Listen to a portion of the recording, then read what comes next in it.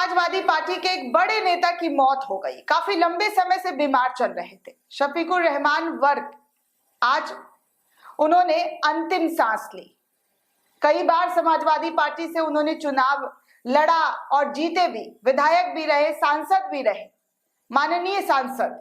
लेकिन आज उनके मरने के बाद किस तरीके से भाजपा के लोग और राइट विंग के लोग जश्न मनाते हुए नजर आ रहे हैं दोस्तों, इसकी तस्वीर मैं आपको दिखाऊंगी कि कैसे इस समाज में नफरती लोगों का बोलबाला जो है वो सर चढ़कर बोल रहा है। एक शख्स के मरने पर ये जश्न मना रहे हैं।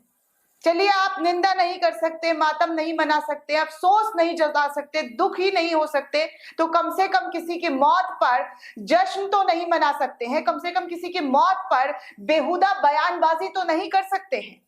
लेकिन ऐसा भारतीय जनता पार्टी के कई लोगों के जरिए जो है किया जा रहा है। सबसे पहले मैं आपको ट्वीट दिखाना चाहूंगी। अभी कुछ दिन पहले दोस्तों डॉक्टर ऋचा राजपूत को बीजेपी की तरफ से चुनाव भी लड़ाया गया था। जी हाँ, ये चुनाव लड़ रही थी और देखिए किस तरीके से इनके जो शब्द है वो मैं आपको दिखाना चाहूंगी कि क्या कुछ लिख रही है, और इनका आपको पूरी डिटेल भी दिखाऊंगी कि ये लोग जो है किस तरीके से किसी की मौत पर जो है खुशियां मनाते हुए नजर आ रहे हैं, हाहा रिएक्ट करते हुए नजर आ रहे हैं। ये सब कुछ भारतीय जनता पार्टी के नेता और लेफ्ट विंग के लोगों के जरिए किया जा रहा है। डॉक्टर ऋचा राजपूत लिखती हैं, ये समाजवादी पार्टी के एमपी थे शफीकुर रहमान वर्क, आज जहन्नुम चले गए। भारत, भारत माता, वंदे मातरम और हिंदू शब्द से इनकी नफरत का लंबा इतिहास रहा है। मतलब ये भारत माता नहीं बोल रहे थे, तो इसलिए ये हिंदू शब्द से जो है इनका जो है लंबा इतिहास रहा है। ये इस तरीके की बातें करते हुए नजर आ रही हैं।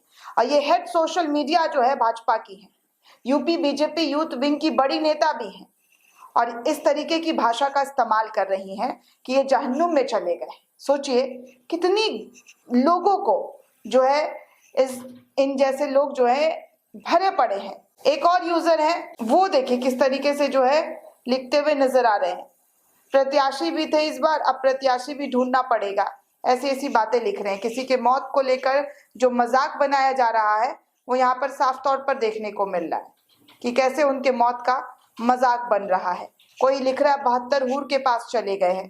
तो इस तरीके की तमाम जो गंदेली ट्वीट्स है, जो घटिया ट्वीट्स, नफरती ट्वीट्स जो है, इनके कमेंट में आपको लंबा चौड़ा मिलता हुआ नजर आएगा।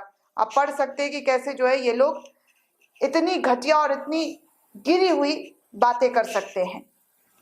आगे मैं आपको और भी कुछ ट्वीट्स दिखाऊंगी जो शफीकुर रहमान को लेकर कई लोग जो है वो दुखी हैं और कह रहे हैं कि किस तरीके से जो है उनका जाना देश के लिए काफी दुखद रहा है।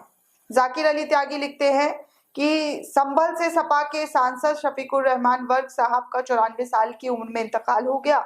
वर्क साहब बीमारी के कारण पिछले कई दिनों से अस्पताल में भर्ती थे, लेकिन आज इस दुनिया को अलविदा कह गए।